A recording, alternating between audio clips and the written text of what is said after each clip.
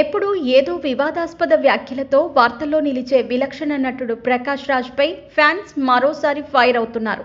Tirupati laddu కాంట్రవర్సీలో Andhra Pradesh deputy CM నటుడు పవన్ కళ్యాణ్కు ప్రకాష్ రాజ్కి మధ్యలో మాటల యుద్ధం జరిగిన విషయం తెలిసిందే. ఈ నేపథ్యంలో ప్రకాష్ తాజాగా ఎక్స్లో చేసిన ఓ ట్వీట్పై ఫ్యాన్స్ మరోసారి ఫైర్ అవుతున్నారు.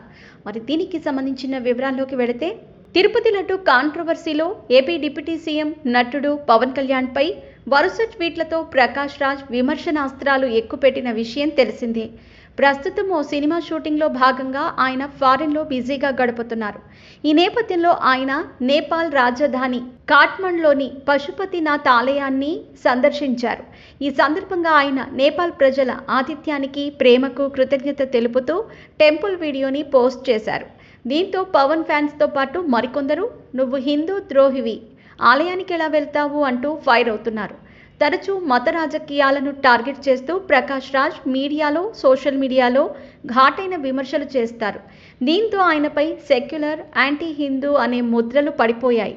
ఈ క్రమంలో ఆయన తరచుగా కొందరు విశ్వాసకులకు, ఫ్యాన్స్కి టార్గెట్గా మారారు. అయితే గతంలో కాంగ్రెస్ పార్టీ అధినేత్రి సోనియా గాంధీ పశుపతినాథ్ ఆలయాన్ని సందర్శించడానికి వెళితే ఆమె క్రిస్టియన్ అని అక్కడి ప్రజలు ఆమె రాకని అడ్డుకున్నారు. అలాంటిది ప్రకాష్ రాజ్ని ఎలా అనుమతించారంటూ పలువురు సోషల్ మీడియా సాక్షిగా ప్రకాష్ రాజ్పై నిప్పులు చిమ్ముతున్నారు. కాగా ముందు చెప్పినట్లు సెప్టెంబర్ 30న ప్రకాష్ రాజ్ ఇండియాకి వచ్చి లడ్డూ వివాదంపై మాట్లాడతారా అని సర్వత్రా ఆసక్తి నెలకొంది.